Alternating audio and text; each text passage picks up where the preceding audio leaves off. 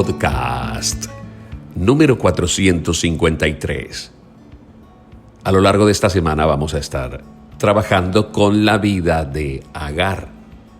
Y muy seguramente a las mujeres esto les será por bendición, ya que hay cosas en la vida, asuntos, vivencias en la vida de Agar que nos enseñan cómo vivir piadosamente.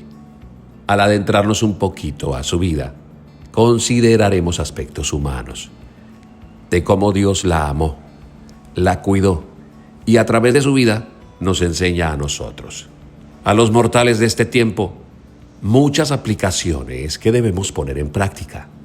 Va a ser una semana muy especial porque esta predicación tuve la oportunidad de hacerla en Casa sobre la Roca los miércoles aquí en Bucaramanga, donde generalmente estoy predicando. Pero a ti, querido oyente y querida oyente de nuestro podcast, les comparto aquí en Reflexiones Cristianas estos mensajes que creo son importantes también para tu vida. Así que escucharás esta predicación dividida en varias partes. Por ahora, te invito a que disfrutes el comienzo en el día de hoy. Bienvenidos. Pero hoy vamos a hablar de Agar. ¿Alguien ha escuchado alguna vez Agar? ¿Sí? Está en Génesis capítulo número 16, entonces le pido a Avisa que por favor nos ponga desde el versículo número 1. Génesis 16. La historia nos cuenta acerca de Abraham y Sara. Aquí se llama Sarai, ¿ok?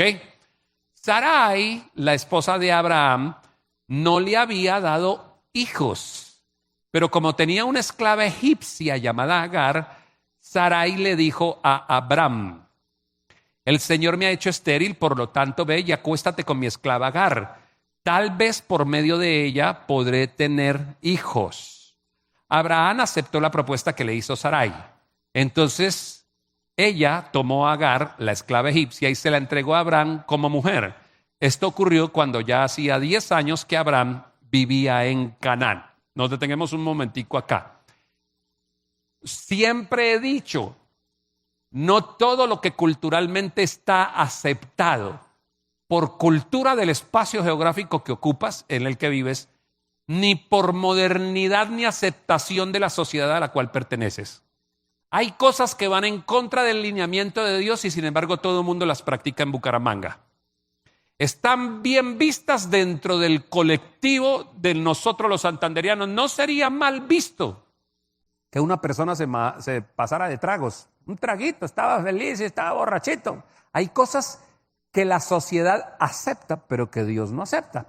Y hay cosas que culturalmente se nos han enseñado y han practicado, pero que no están bien. Entonces, usted está sujeto a la cultura porque usted creció en una cultura en donde aquí se habla fuerte, en una cultura donde se les enseñó a pensar, como lo vimos desde cuando empezamos todo este tiempo hablando de mujeres, de cómo los hombres eran de la calle, las mujeres eran de la casa, y cómo la mujer fue subyugada durante mucho tiempo.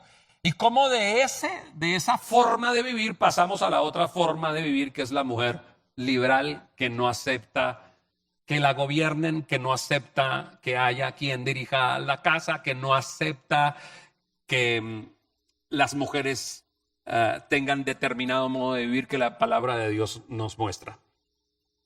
Cuando la gente viene a la iglesia, uno tiene que empezar a afectarlas, a quitarles esa cultura y a establecer el reino de Dios.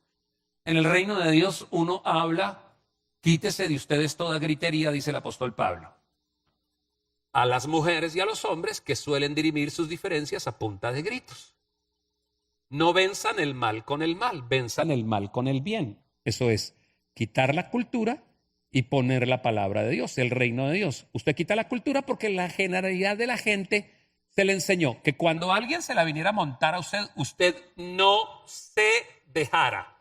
A alguien aquí su mamá le dijo, no se deje.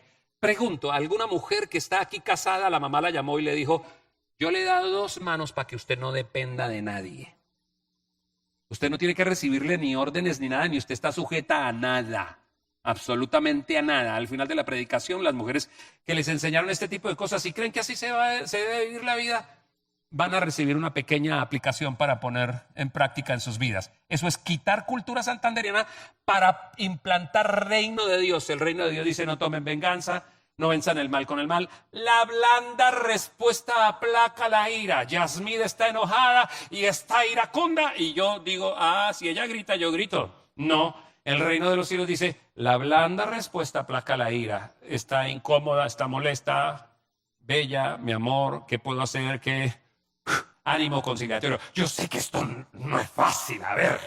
Sobre todo nosotros santandereanos que estamos hechos, tenemos mechita corta, ¿no? Somos de ¡pum! Explotamos y ya, ¿no? Entonces, Abraham y aquí, antes de ser mudados a Abraham y a Sara, son Abraham y Sarai.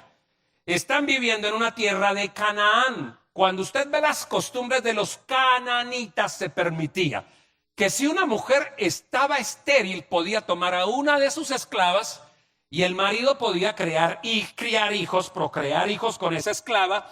Y luego, cuando la esclava iba a parir, la esclava embarazada pariendo se hacía entre las piernas de la doña. Y la doña acunaba a la esclava y la doña hacía como si la que estuviera pariendo fuera ella, para que ese niño nacido en esa familia, nacido en esa tierra, fuera como de la familia. Pero estoy hablando cultura, no estoy hablando reino. Usted tiene que aprender a diferenciar dentro de todo el panorama de mensajes que hoy en día se dan, porque como nunca antes nuestras mentes todo el tiempo están siendo bombardeadas por información. Usted tiene que determinar qué proviene de parte de Dios y qué proviene de parte de la cultura y parte de los modos de la sociedad.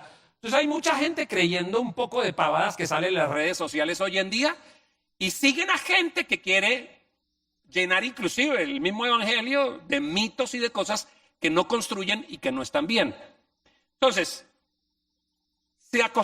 se permitía. Acuérdese que la palabra de Dios, como lo vimos hace 2 miércoles, dice: todo me está permitido, pero no todo me conviene. ¿Se acuerdan? Cuando hablamos de los gimnasios, de la manera de vestirse, te está permitido. Todo te está permitido, pero no todo te conviene. Y la palabra de Dios en Proverbios también dice: sobre toda cosa guardada, guarda tu corazón, porque de él mana la vida. Sobre todas cosa escondida, sobre toda cosa que es como difusa, como que uno no entiende, el Señor dice: cuidado con eso. Sobre toda cosa escondida, guarda tu corazón, porque de él mana la vida. Entonces, culturalmente se acepta. Digamos que él, que viene de Ur de los Caldeos, porque él proviene de los caldeos, y cuando usted lee la historia de los caldeos era gente perversa, mala. Él creció viendo que en sus familias estas prácticas eran comunes. Pero parece olvidar a Abraham que Dios le dice en su llamamiento: sal de tu tierra. Cuando Dios le dice a alguien sal de tu tierra, no quiere decir váyase de Bucaramanga, coja rojas, trasteos, eche los cutes en un camión y váyase, mijo. Quiere decir sal de las costumbres que tiene tu tierra. Sal de la manera como viven tus vecinos. Sal de tu tierra y de tu parentela. Sal de las costumbres que tuvieron tus familiares. Hay cosas buenas que uno copia de los familiares. Hay familiares dignos de ser emulados, pero hay otros que no sirven.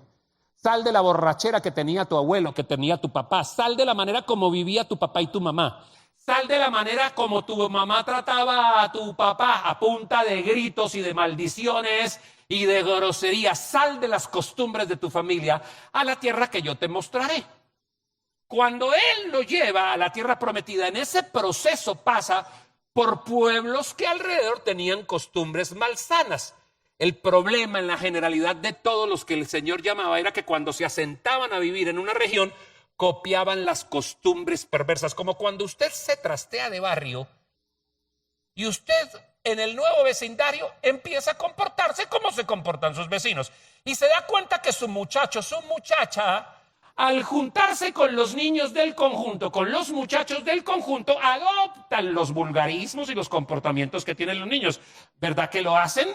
¿Sí? Como cuando una joven tiene una línea de pensamiento, una moral que se le ha enseñado en su casa, pero cuando llega a la universidad se da cuenta que hay muchas moralidades que están empezando ahí a intentar conquistarla. Es el tiempo donde la persona, siempre digo, cuando hemos hablado de las escuelas de padres, a partir de los 12 años los muchachos tienen una moralidad que hasta ese momento se les ha enseñado en casa, pero ellos al encontrarse con las otras moralidades se empieza a ajustar su propia manera de vivir. Por eso los hijos generalmente empiezan a pensar diferente a sus padres. Bueno, papá, eso usted lo piensa para su vida, eso usted lo decide para su vida, pero yo he decidido tener este comportamiento. Entonces, a partir de los 12 años, parte del desarrollo de la madurez del muchacho y de la juventud es adoptar su propia moralidad, saber qué va a tomar del comportamiento de los demás compañeros para adaptarlo a su vida.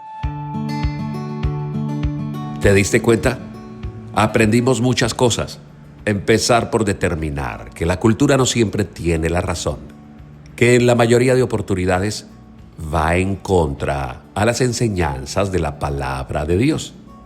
Así estaremos en los próximos podcasts, aprendiendo más a través de la lente que nos deja ver la vida de Agar. Por ahora, te deseo que tengas un lindo día y que si reflexionas en lo que has escuchado, determines cuántas cosas en tu manera de vivir son solo producto de la cultura, pero no están alineadas con la palabra de Dios. Que Dios te bendiga.